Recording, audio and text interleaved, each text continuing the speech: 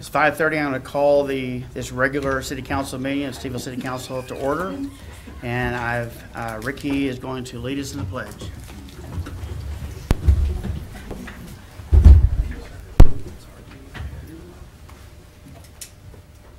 I pledge allegiance to the flag of the United States of America and to the republic for which it stands, one nation under God, indivisible, with liberty and justice for all. Honor the Texas flag. I pledge allegiance to thee, Texas, one state under God, one and indivisible.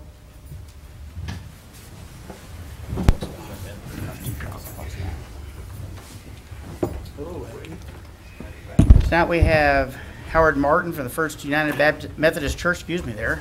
Nearly, you talk about spelling, I almost said it wrong too. First United Methodist Church to lead our invocation.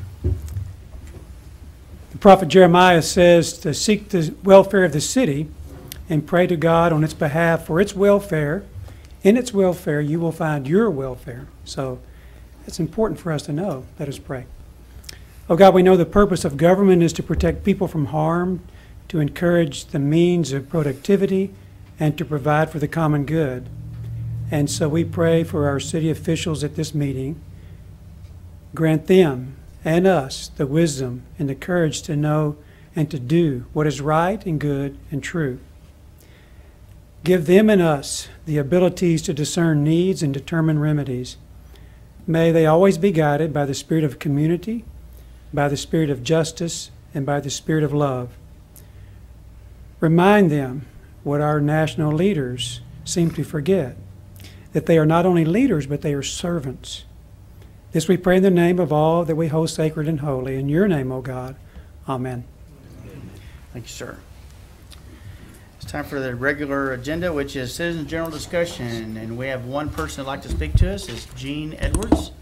Ms. Edwards, would you approach and give us your name and address? And you have 3 minutes. Thank you very much. And Stacy will let you know when 3 minutes is up. Thank you for letting me speak to you. I sent a... And why don't you get the microphone a little bit closer so we can hear you. Pull the microphone over in front of you. There you go. Okay. I brought this paper down here and gave it to Stacy, and I hoped that y'all would be able to read it, but I only had one copy to give to you, so I don't know whether you did or not. So yes, ma'am. We all got a copy of it. Okay. If you'll just... Well, can I read it? Yes, just ma'am. take me a minute, and I won't take up more of your time. Enclosed, please find a hand-drawn map with measurements from my house at 838 North Paddock to the parking lot at Hook Elementary. The distance was measured specifically by a yardstick. The measurements from my house to Bill Johnson Park and Hook Elementary, the police had called less than 1,000 feet, but when I measured specifically, they were both more than 1,000 feet.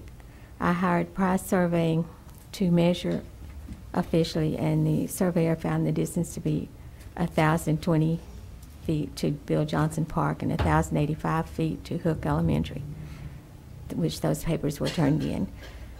These distances are not in conflict with the city ordinance if it has not been repealed yet. To this parking lot, I could measure up the street and across to the parking lot, which is the way one would have to go in reality. But because there are houses and fences in the line from my back fence to that point, I used an algebraic formula to determine that distance, such a way that it was like this.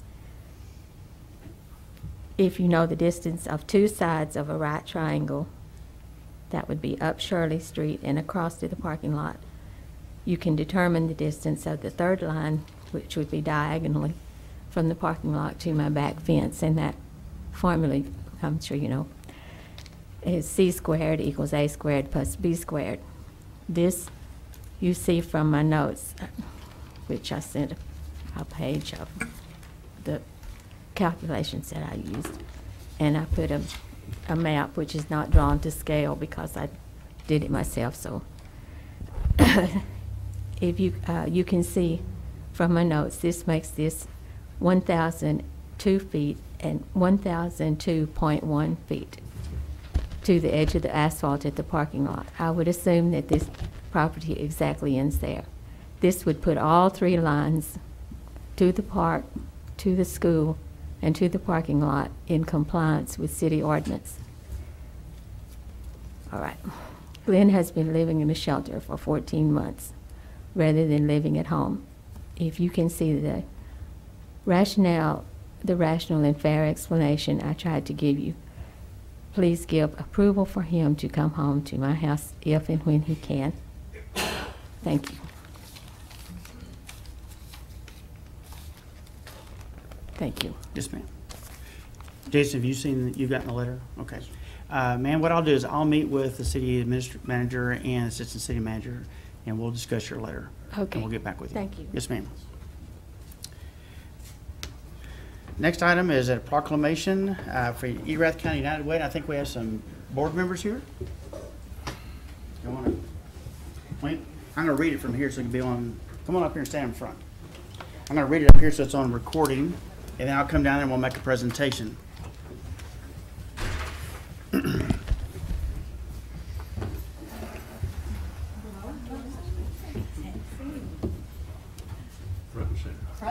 Yeah, that's right. I'll be there in just a minute. Yes, sir.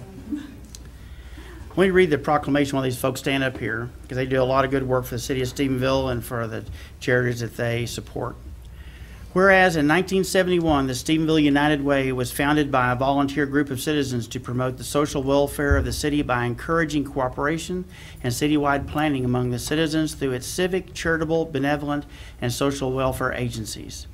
And whereas the volunteer group continued to work under the name of Stephenville United Fund until 1989, when Stephenville United Way was formed and joined the United Way of America.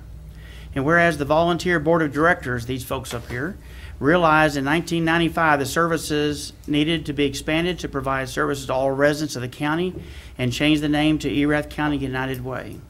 And whereas in 2017, the Board of Directors implemented a scholarship program for Erath County High School seniors to recognize those who make a positive impact on the community. And whereas Erath County United Way's 2019 partnership agencies included CASA for the Cross Timbers area, Cross Timbers Family Services, Disabled American Veterans, Dublin Goodfellows, Dublin Senior Citizen Center, Erath County 4-H, Erath County Child Welfare Board, Erath County Meals on Wheels, Girl Scouts, Hope, Inc., Paluxy River Children's Advocacy Center, Star Council on Substance Abuse, Stephenville School Supply Project, Charlton Equine Assistance Therapy, the Love Basket, and Treehouse After School Program. And whereas because of the generosity of the residents of Erath County, the Erath County United Way was able to raise over $314,000 to distribute to their 2019 partner agencies. Now, therefore, the city of Stephenville would like to recognize the Erath County United Way as board of directors for their hard work and dedication to the serving of the citizens of Erath County, presented this 4th day of September 2019.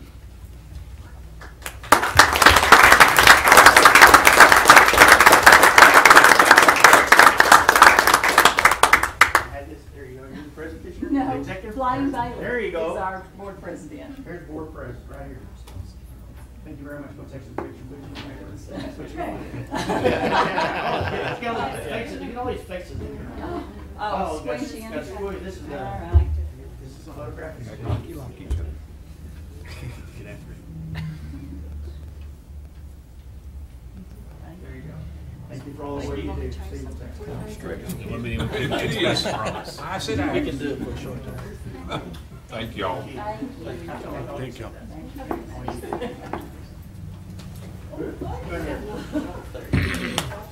Thank you.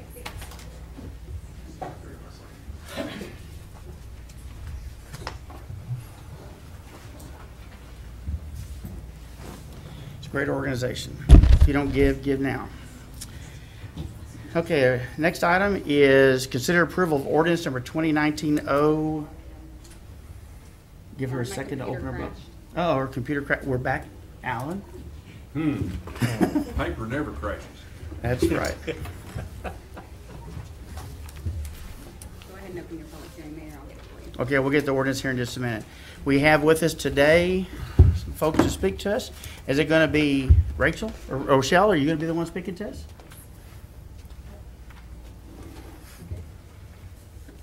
Now, you know, no one's gonna like the rates. Well, first of all, thank you for letting us be here today, and thank you for participating in the ACSC group to ensure that the rates do stay the lowest possible.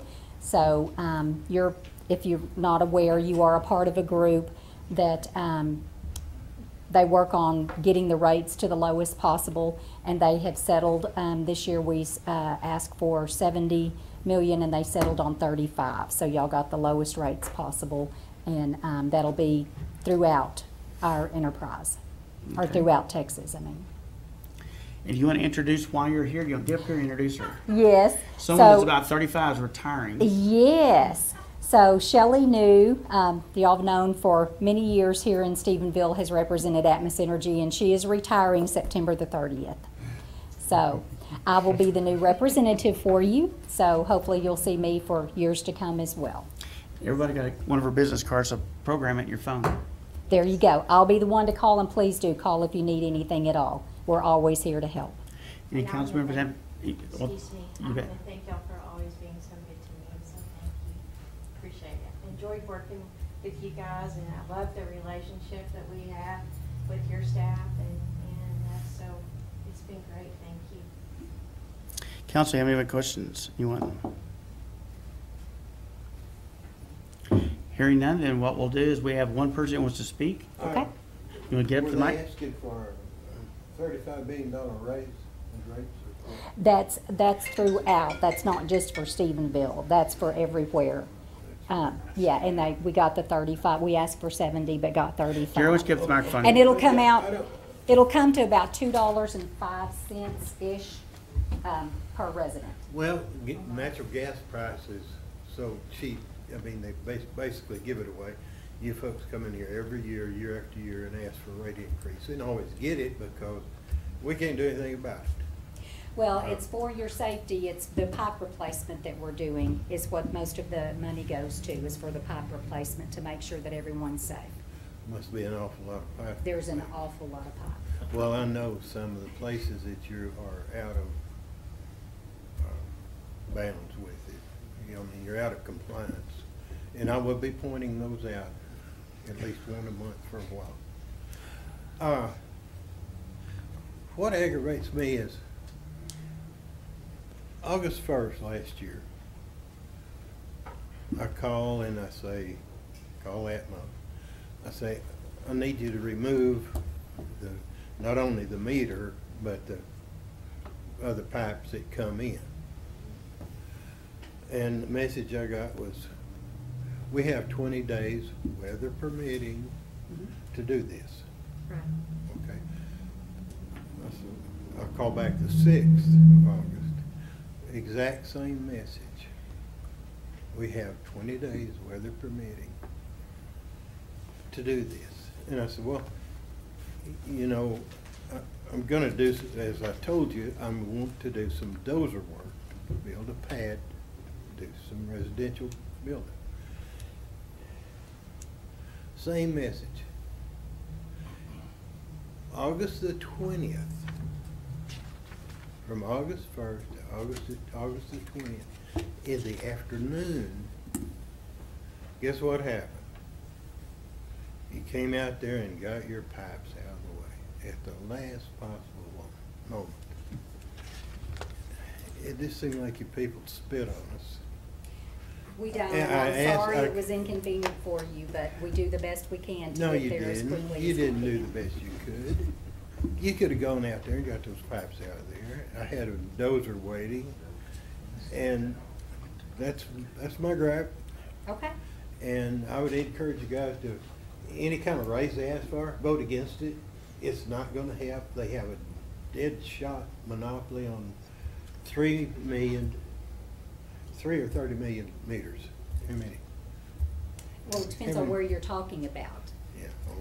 That's- Well, that, just for the record, that was Jerry Warren. He was supposed to let us know who he was. That's Jerry Warren, lives on Long Street. Asked to speak to the council that night. So thank you. Is there anything else you want to say? That'd be you. That's you. I think everybody here knows you. Thank you very much.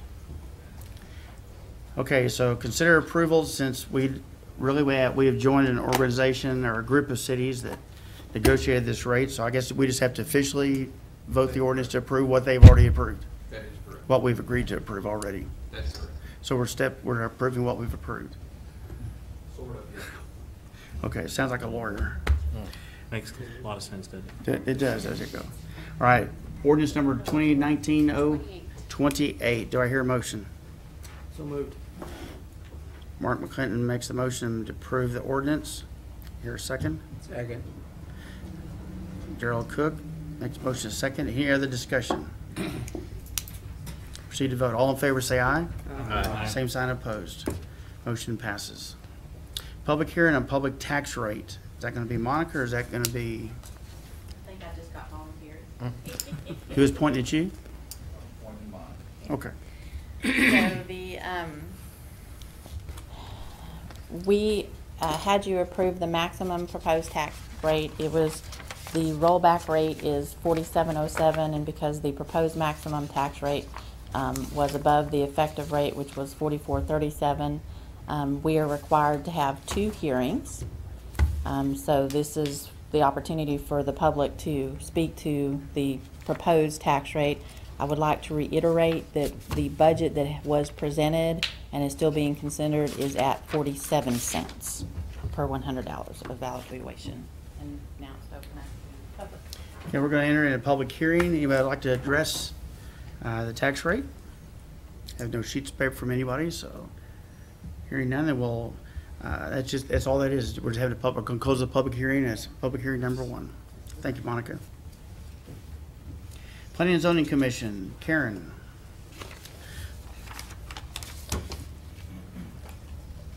We're going to enter, after you make your presentation, we'll enter to a public hearing.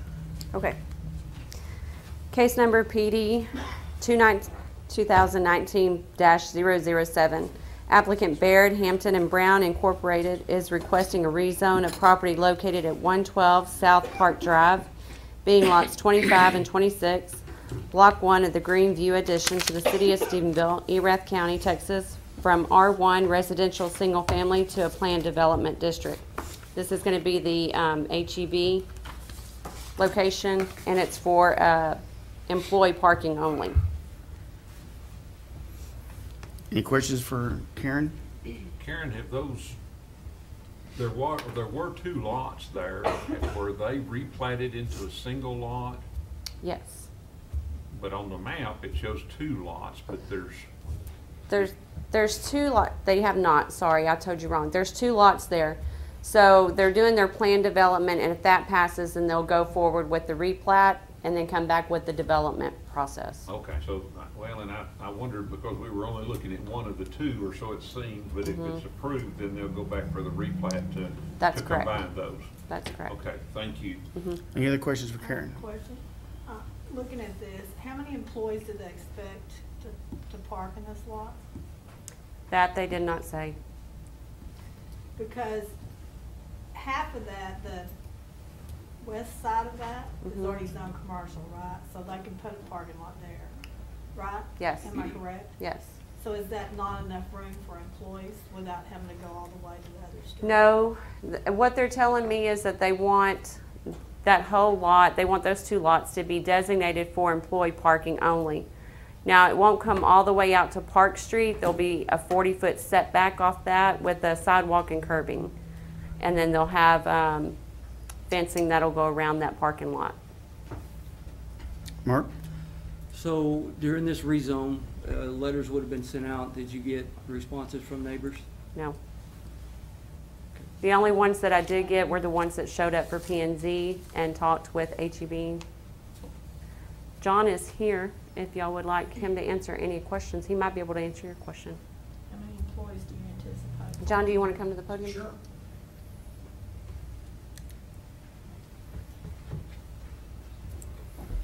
Be sure to introduce yourself, so I have you on the record. I'm John Rose. I'm with HEB and 4135 Calculus Drive, Dallas, Texas. Thank you for letting me speak with y'all. And by the way, we've got our unit director here, and so he actually will answer the operational side of the questions for me because I don't know. Okay. But this may help. We've had 2 meetings with the neighbors before we ever brought anything in. We came in with what generally we thought was our idea of how we would approach this, And then we turned around and went before the neighbors and showed them what we were thinking. They gave us some other areas of concern. We went back and addressed those, then met with the neighbors again. Then we went to planning and zoning. We didn't want to crash in and not have a chance to talk to our neighbors. And just for clarity, I want to tell you what were brought up in all these meetings, if you don't mind. Okay. One was sound, concerns about sound in the area because it's right up against a residential area. One was lighting.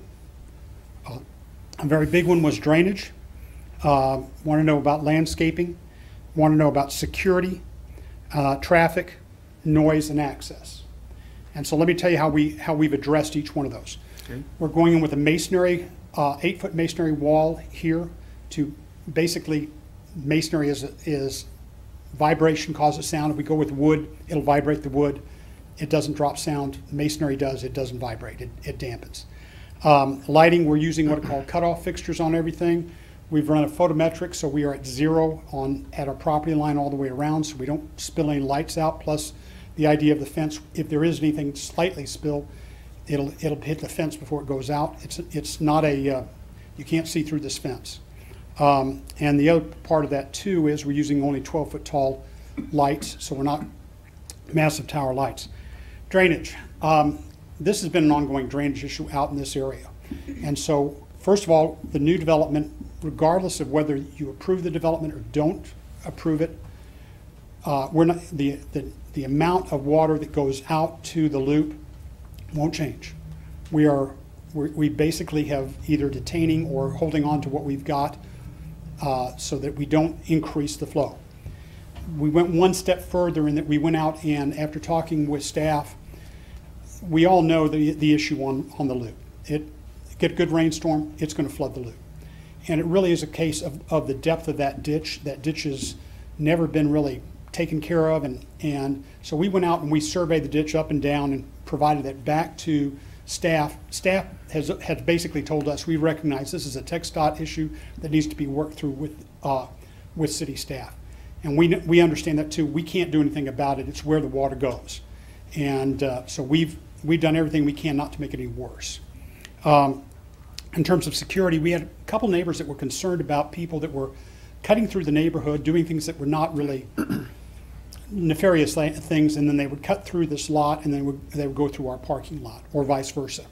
And so in conjunction with our neighbors adjacent to us, we are basically setting the fence up so there will no longer be any cut through at all. We are either going right up against the current fences or we're just basically cutting it off so nobody can get through other than us. In terms of traffic, we will not have any curb cuts, any access off a park. Everything is accessed from our parking lot. The reason we're asking for a PD is because we don't want somebody to come in behind us if we ever should move or something like that and try to rezone this, put something in different here that would be looking at an access. So as y'all well know, when we do a PD, it's tied to a site plan, and so we can't come back in here and change something up, or they can't come back in without going in front of y'all.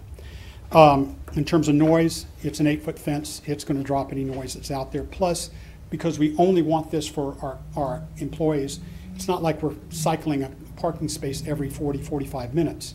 These are folks that are on shift that will be there for a while, and so it's not like it's a massive noise generator. And as I mentioned earlier, in terms of access, there is no driveway there. So we've gone through all of those items. We had one other issue that's kind of a funny issue, but it wasn't to the resident. She really hated the color of our curbside pickup. She just really loathed it. And so I promised her that we would right in her line of sight, from her front door, we're going to put a tree in her line of sight so she doesn't have to look at that blue wall. So that's we wanted to make sure that we're trying to address most of the issues that are out there. So to answer your question, Ms. Trussell, I'm going to let that young man tell you about how many people he thinks are going to be on shift. And by the way, this is really a function of how much you guys love us, because we would only have this problem because you all come to our store. And we want to get our partners out of the way so our customers have parking spaces. And we also know out of just because we've been doing this for a long time, that customers don't want to park on the side of a building. They just don't want to do it. It's partially safety, it's partially access. So we're putting our partners over there. So would you come on up and talk about how many people are on shift and how many people we'll probably try to have parking there? Be sure to give your name, if you would, please. Yeah, for sure. Pete Burson, 3170 County Road 351, Stephenville. To answer your question, Carlos, so typically in most cases, we're going to have around 50 to 65 employees at the store at one time. And I believe the lot contains 65 spaces. It's a little more than that. I think we got 72. 72, okay. 72 spaces. 72 spaces total, so. And part of that is that he's talking about the normal, but Thanksgiving to Christmas, it gets a little bit crazy, and he actually has to ramp up the number of folks. So we don't really want folks in there, so we're going to have a little extra space from that standpoint. Yeah, indeed. Thank you. Yes, ma'am. Any other questions? And just one other thing is that one of our neighbors who's directly adjacent to us is concerned about us being next to him, and he doesn't like the idea of a fence being right on his property line. Yes. And one of the things we've done since we had the last meeting with planning and zoning is we've moved the fence off the property line. We had 3 trees. I think it is 3 trees that were inside of the parking lot. We've now moved the fence to the other side of those trees and moved the fence up so he's not looking directly at it. Obviously, he's also asked us to look at some landscaping in that area, which we'll gladly address during the planning and zoning phase of this. A couple other real quick things, and I'll get out of here, is the property is currently in your future land use plan as, yeah, that property is in the future land use plan as, what, refresh my memory? Office neighborhood. Sorry, I shouldn't have that off the top of my head. Once she's looking at it, you will maintain between the new fence line, though. Yes, sir, they will. Neighborhood business. Future land use. It's neighborhood business, it's the future land use anyway. And one point of clarification, so you said we're going to set back 40 feet. Actually, we're setting back 20 feet from the property line. But I think there's like a 19-foot parkway between the curb and the property line, so it comes out to be about 38 feet. I don't want to get the exact number because I'll get it wrong, but that'll have the curb line, the sidewalk, and then we're currently planning to landscape that area, and I think there's a drawing that shows the landscaping. So I'd like to reserve any time that I might have left, because I know I was long-winded, to answer any questions or... Anybody else have a question? Yes, sir. First, I appreciate the fact that y'all have taken the steps that you have to try to address all the concerns. I appreciate that. Too many people don't, they put it backwards. They don't start dealing with those things until after the fact. I appreciate the fact that y'all are trying to be proactive. A couple of questions. Number one, is this going to be a mandatory parking for Yes, sir. your Yes, sir. employees? Our partners will be, Pete will make sure, he has a really big stick that he uses to make sure. And to your point, we're part of Stephenville.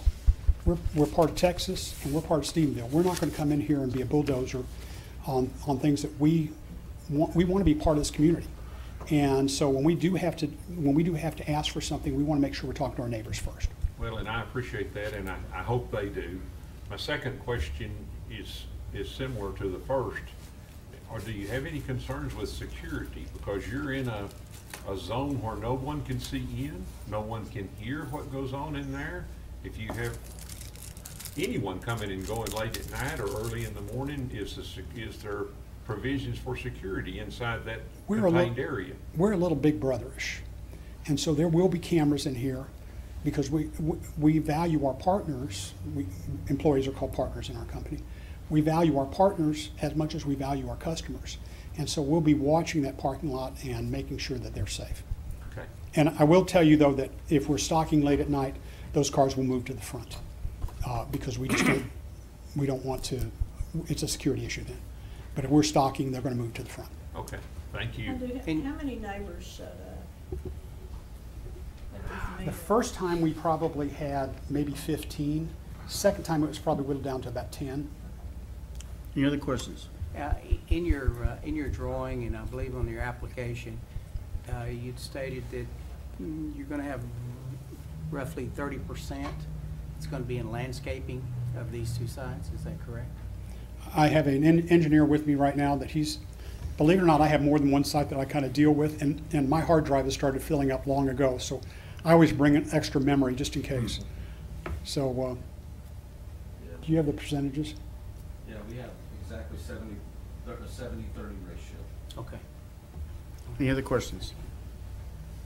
Thank you. We're going to enter into a public hearing, and we have two individuals that would like to speak to us. I'm first going to call to the podium Lyle Banks, 114 Park Drive.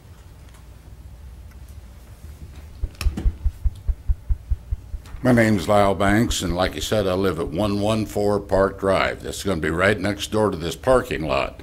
I've lived there for 42 years in Greenview Addition.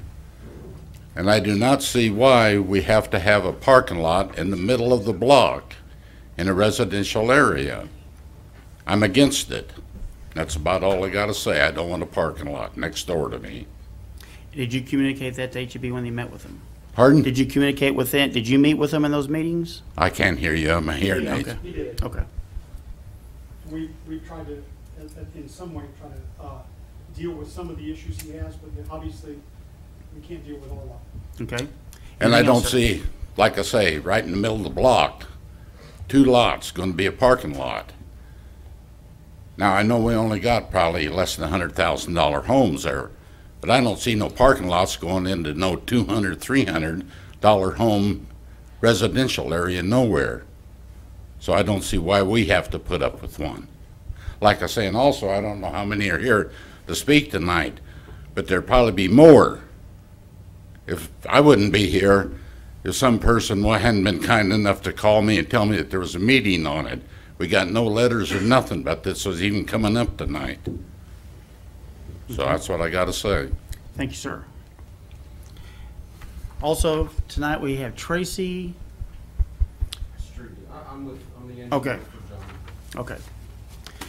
Any questions for Mr. Banks? Hearing none, we'll close the public hearing. Well, can I make a comment? Yes, ma'am, you can.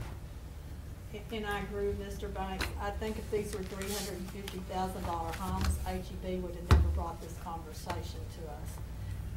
And I just don't think it's right to put a parking lot in the middle of a residential. And I appreciate everything you're trying to do to accommodate them.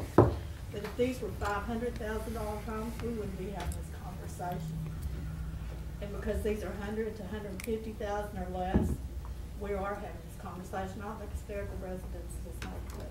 So. Anybody else? Karen, what notices went out? We sent out notices to 200-foot buffer in that area. So from HEB's proposed site, there was a 200-foot buffer zone, and those letters were sent out to them, letting them know that the P&Z meeting was taking place and what time the P&Z was taking place and what was going to be discussed. How many houses was that? How many addresses was that? I'd have to look it up. I didn't put that on my staff report this time, I'm sorry. I'll look it up and let you know though. As I looked at the map, it looked like there were about 10. Yeah, I was going to say 13 maybe. Okay. Okay, we'll close the public hearing and move on to item number 2, which is consider approval of ordinance number 29. Any discussion?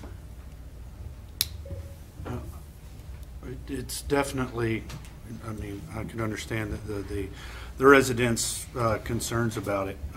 Each one of these touches a parking lot already for it, and for our future land use shows this being commercial. And I know that's a touchy subject when you're talking about growth and neighborhood changes and stuff of that nature. So I just want to say I appreciated HEB reaching out to the customers and stuff like that.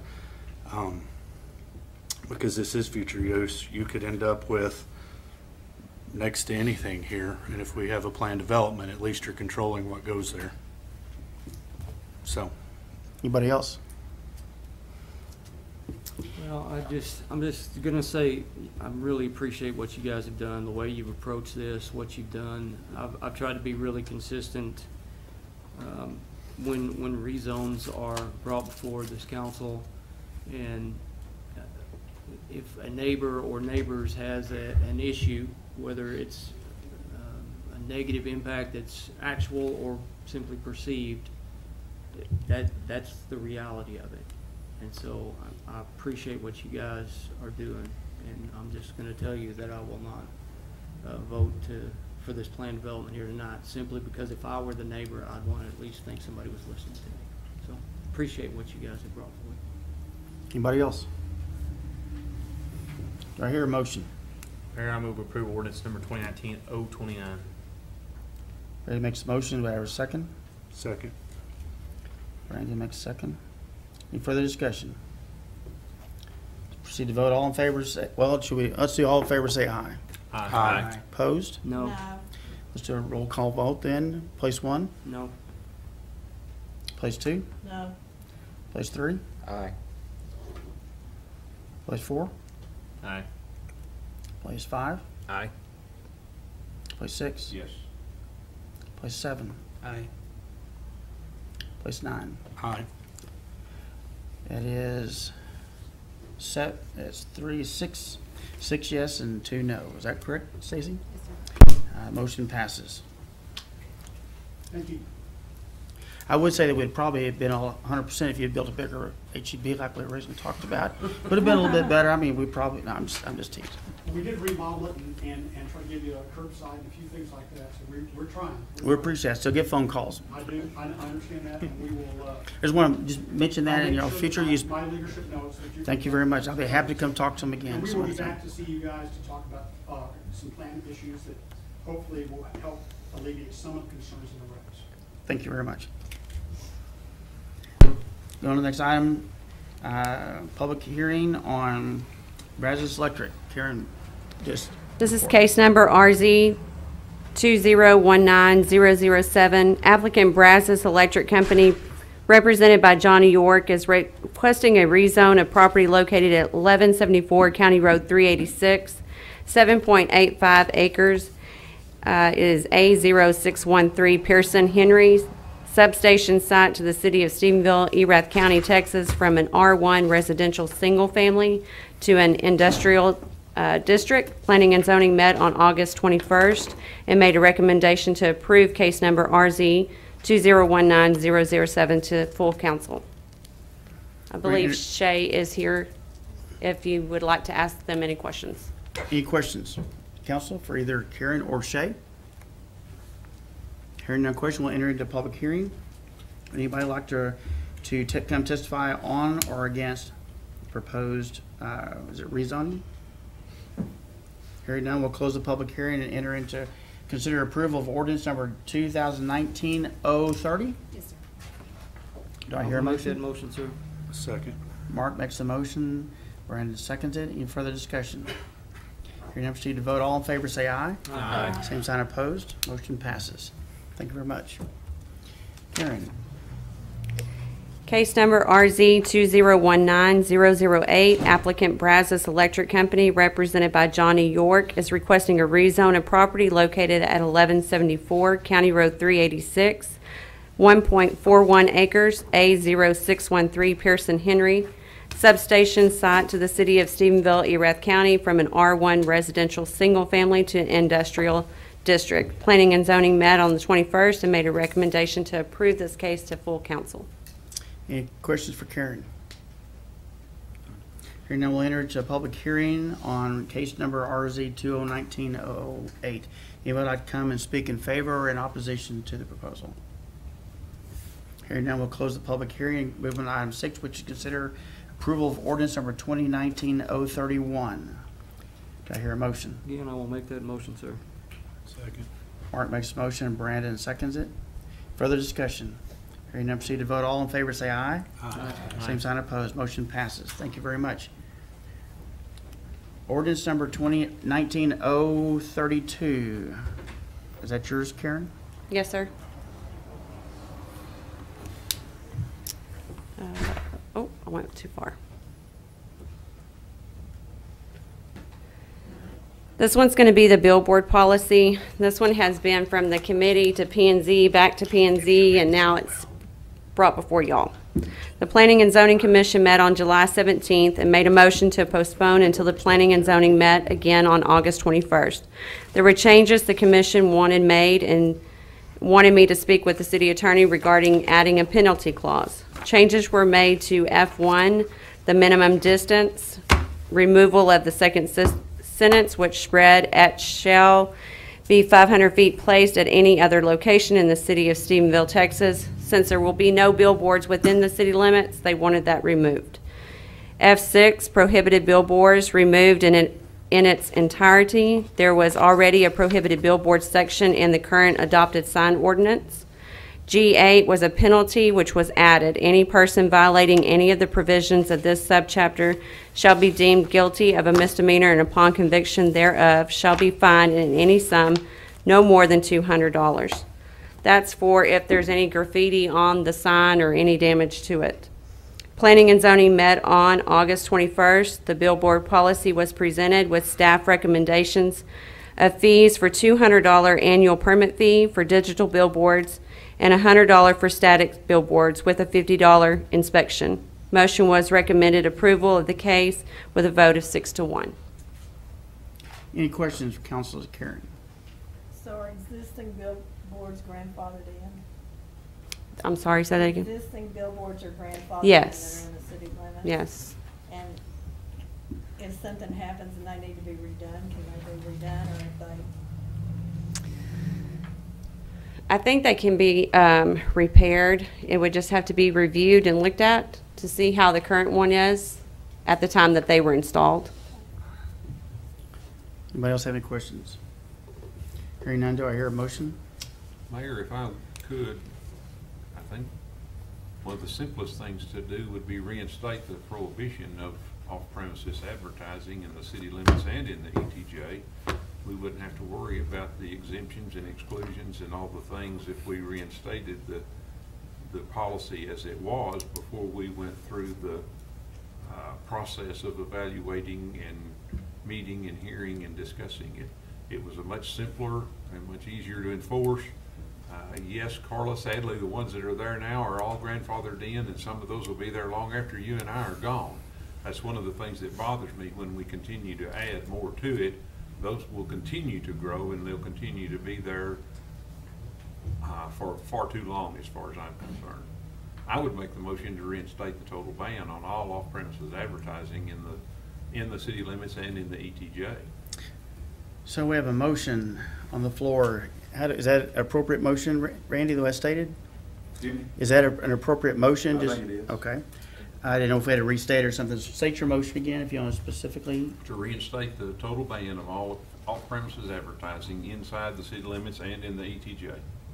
So Alan next makes a motion to have, I'm paraphrase here, a prohibition on all off-site advertising. Do I hear a second? Failing to hear a second, the motion fails. Anybody have a motion, another motion I'm going to make? I make the motion that we adopt the policy as presented from planning and zoning. Carla makes a motion, and Gerald seconds it. Further discussion? I would like to, I was on this committee, I would like to thank the committee members that were a part of this, business owners, other community leaders that took their time to work on this policy, give their feedback on there, and also the Planning and Zoning Committee for their feedback. Is it perfect? No. Is it, nothing rarely is, as Doug likes to say, don't give up the good for the perfect. So, but I think this is a good policy.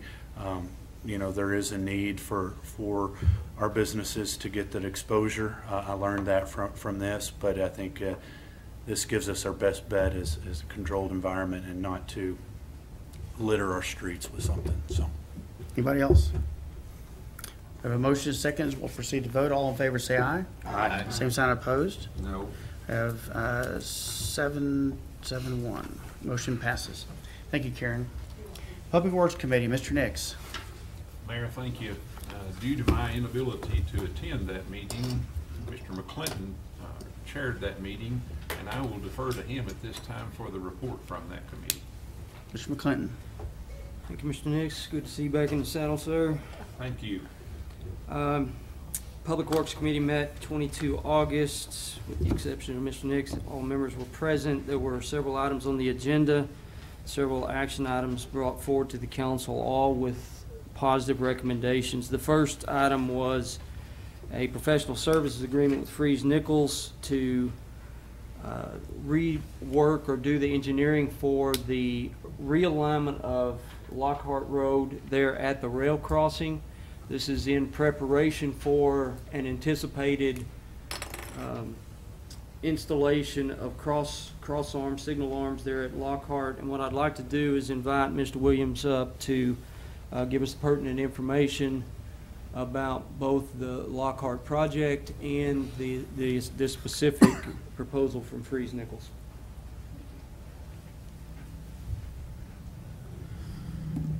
Thank you, Mr. McClendon. The proposal from Freese Nichols is to put in the design work to realign that offset that currently exists at Lockhart and the railroad crossing. The road on the comprehensive plan is set to be a minor arterial, but currently functions at smaller than even a local road. So if TxDOT comes in and puts the signals in where they need to go at this moment, they will be undersized when Lockhart is developed. That cost is wholly absorbed by TxDOT at approximately $250,000. If they're put in now and Lockhart is developed, the city would absorb the cost to then relocate those signals. The funding is available this fiscal year to pay for that cost for the design services, and we have provisions to take care of the construction services in next year's budget as well. Any questions?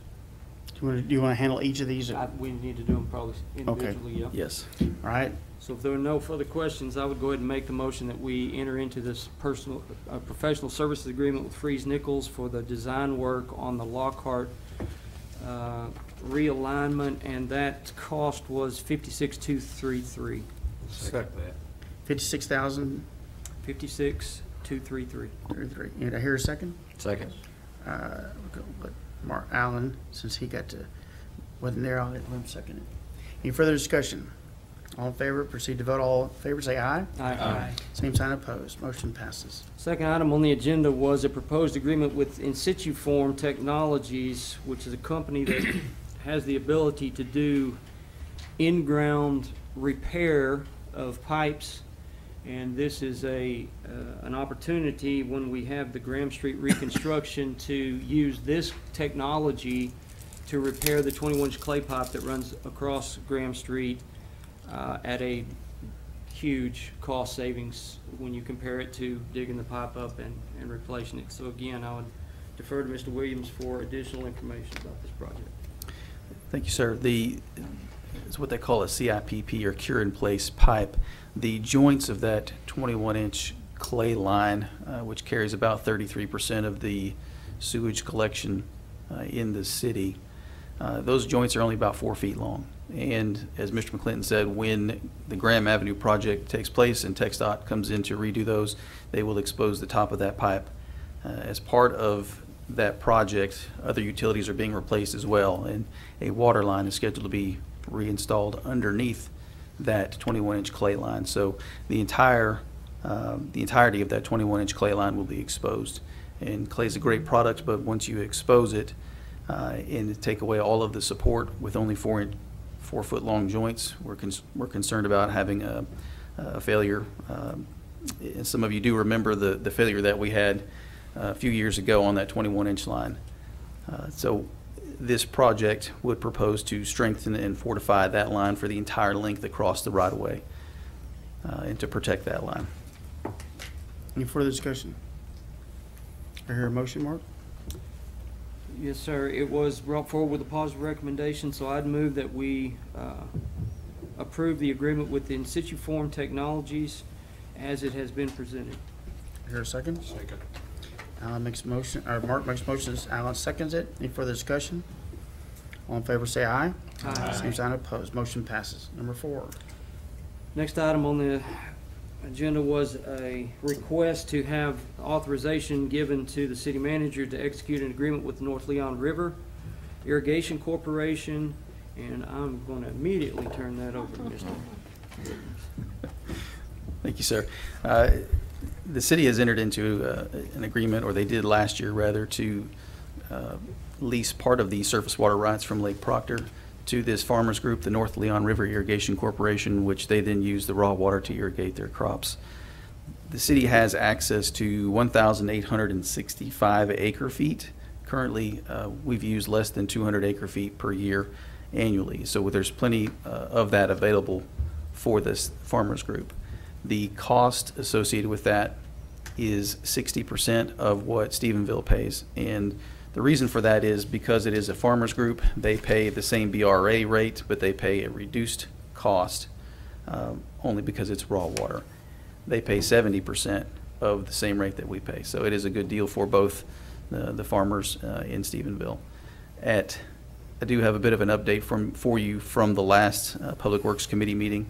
The Upper Leon River Municipal Water District, who would administer this agreement, did meet and agreed to allow 875 acre feet to go through.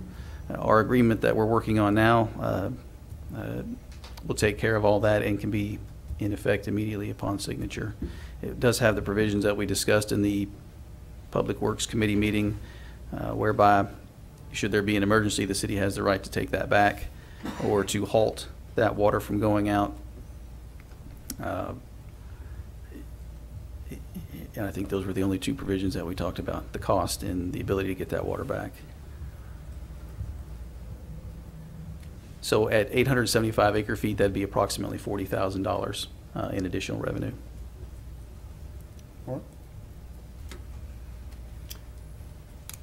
So again, this action item came forward from the committee with a positive recommendation, and so I would make the motion here that we approve the authorization to negotiate an agreement between the City of Stephenville and the North Leon River Irrigation Corporation. We have a motion. Do I have a second? Second. Alan makes a motion, or Mark makes a motion, Alan seconds it. Any further discussion? Proceed to vote. All in favor, say aye.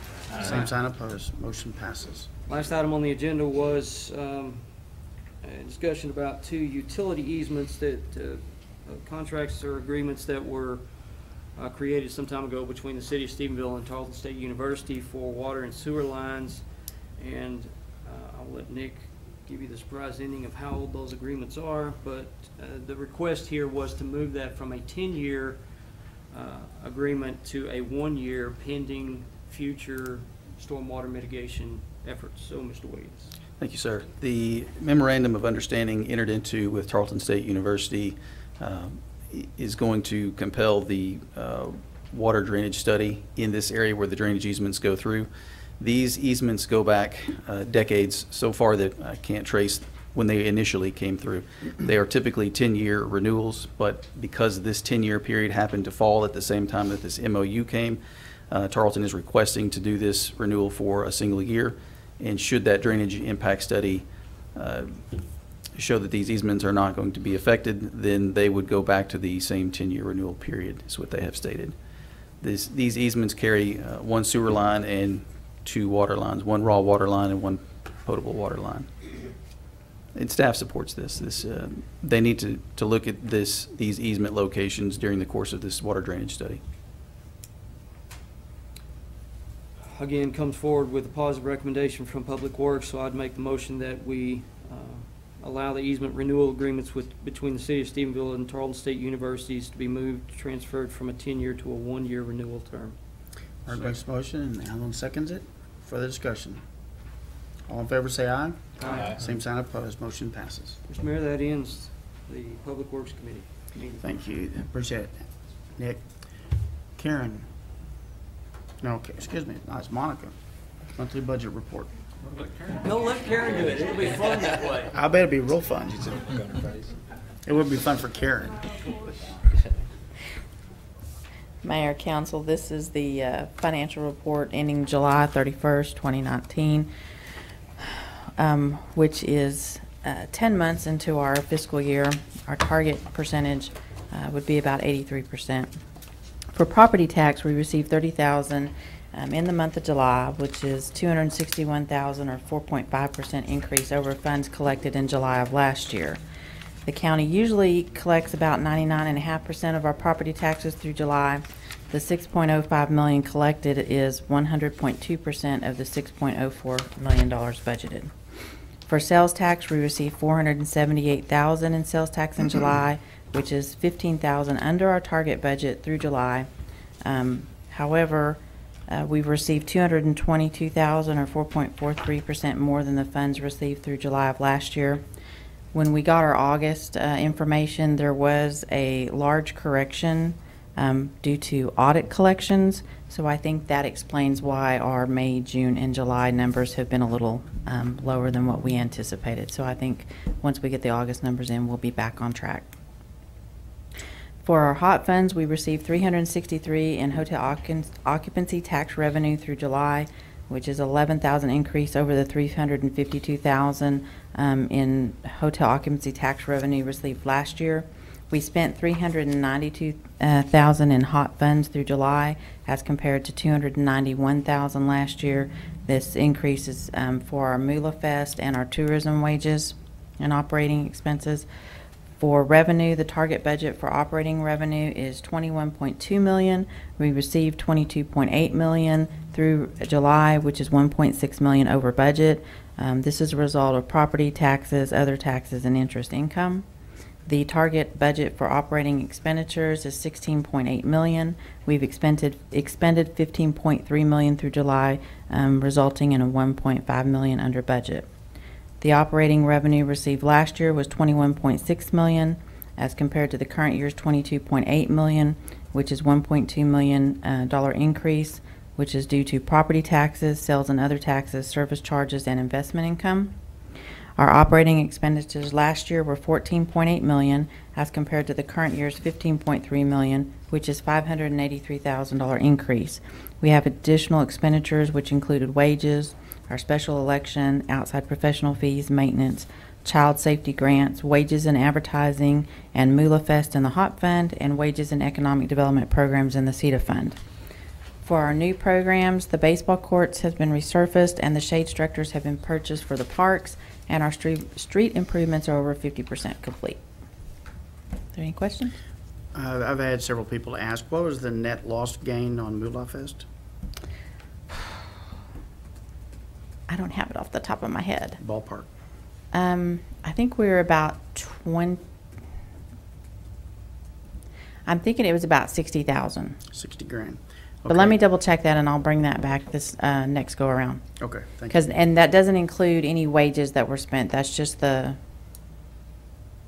actual expenditures and not staff that worked on it. If you'll get with Julie on that when you make the presentation, because I think some of that was income-based, one that lowered income because of the weather. Yes. And then also some of the expenses because of we had the guy that bailed on us on the carnival stuff, et cetera, and some extra cost for that. So if you'd bring some of those things in when we make that presentation next time, if y'all both talk about that. We can do that. We didn't do as well as we anticipated, and it's because we got shut down a little early. Well, I can't tell you how many good things I heard about Moolah Fest from hundreds of people. And I literally mean hundreds of people, but I've had several people ask about that, and I want us at least to address their concerns. If you don't mind. Sure. So before you go, Monica, so you say the street improvements are over 50% complete. Are we on target to spend the entire $1 million-ish? I believe so. Yes. Yeah. Thank you. Any other questions for Monica? This is not something we vote on, is it right? Just a report. Is that correct? Correct. Okay. Thank you, Monica. Next item is consent agenda. I'm going to ask that item number 4 be pulled off the consent agenda. Anything else anybody want to pull off the consent? Hearing none, I'll make a motion that we approve consent agenda minus item number 4. You what? I don't think you can't make the motion. I can't make the motion. I'll make But the I can motion pull on your behalf. pull an item though. Okay. You pull an item, yes. Okay, so Mark makes the motion. We're going to change that out, Mark, by the way. Okay, anybody have a second? I'll second. Sherry seconds it, or Carla seconds it? Sherry's gone. Yeah, Sherry's gone. She sit over on the left side. Okay, all in favor say aye. Aye. Same sign opposed. Mark, consent agenda, all then item number 4. Could I get a report on item number 4, which is the mowing contract?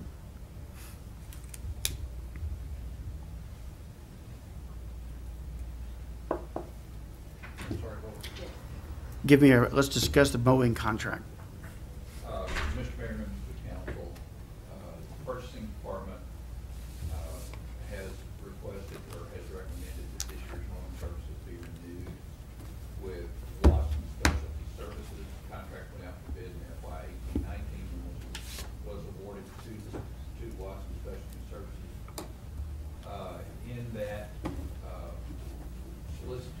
city reserves the right to renew the contract for 2 years and then increments for a 1-year period. After discussing it with Mr. Lawson, he has expressed an interest in renewing with no additional price changes. And according to the staff report, there's Lawson Specialty Services has consistently provided good service for the city. Does that contract include mowing the fire department? Is that who does the fire department? Jimmy's saying no. So it's not his. Who does that contract? Is that's not going to be part of that consideration then? That is correct. So when are we going to talk about that? Is that a contract gets done every year the same way or what? We just bid a 3-year contract last October. Okay, I'd like for us to discuss that. I've had the previous mayor and several other people ask me about the mowing of the fire station. Yes. So if we had that contract, okay. All right. Item number 4, do we have a motion to approve item number 4?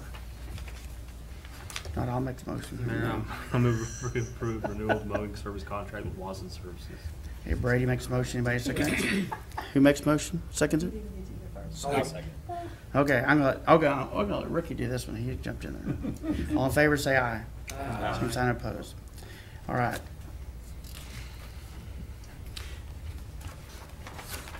Comments by city manager.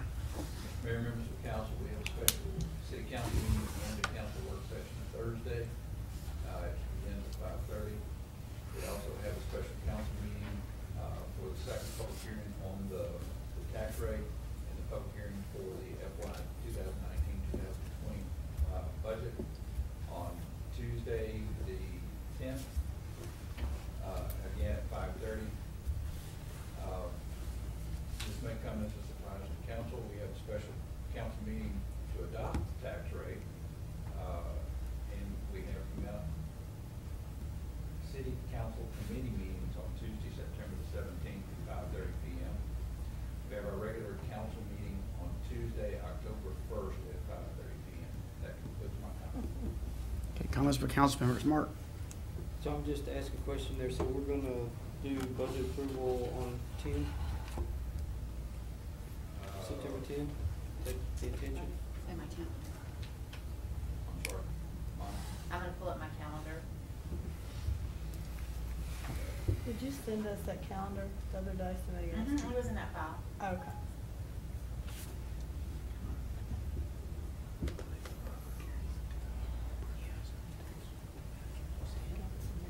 I do know you have to approve the budget, approve the tax rate. Yes.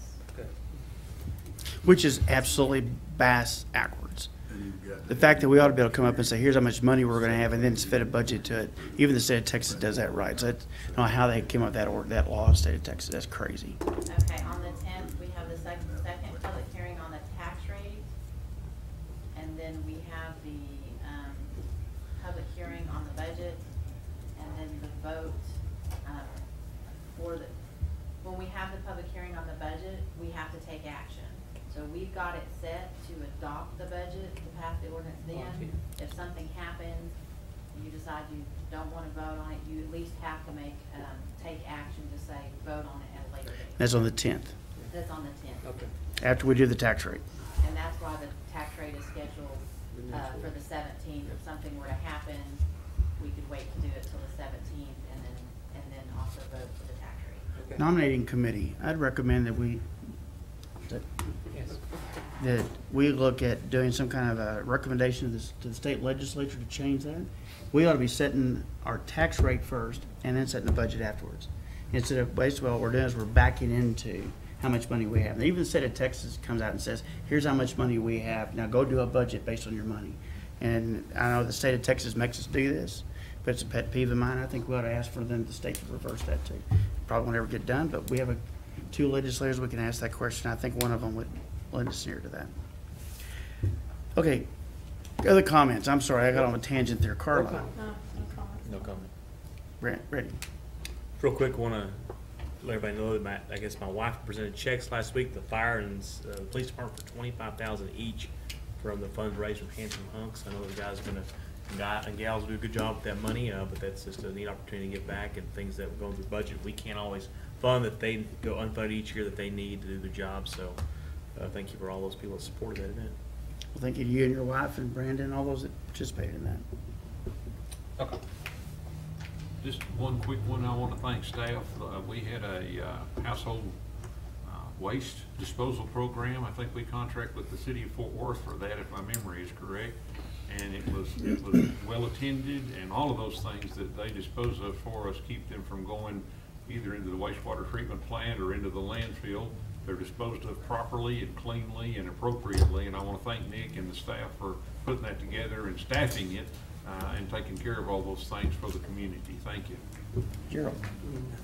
Brandon. Just to echo what Brady said, thank you to the community. We also had several business and personnel people donate ammunition, saws, different stuff that the different departments needed. So it's pretty awesome to see our community come together to help our first responders. And congratulations to your handsome hunk. He's actually sitting over here, Bryson Kennedy. So I don't want to embarrass him, but go ahead and stand up. So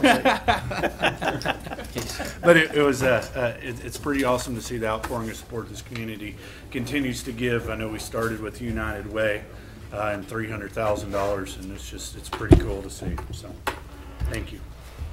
Thank you. In compliance with the provision of the Texas Open Meetings Law, Subchapter D, Government Code, Vernon's Texas Codes annotated in accordance with Section 551074, Personal Matters, to deliberate the appointment, employment, evaluation, reassignment, duties, discipline, or dismissal of a public officer or employee, assistant city manager, assistant executive to the city manager.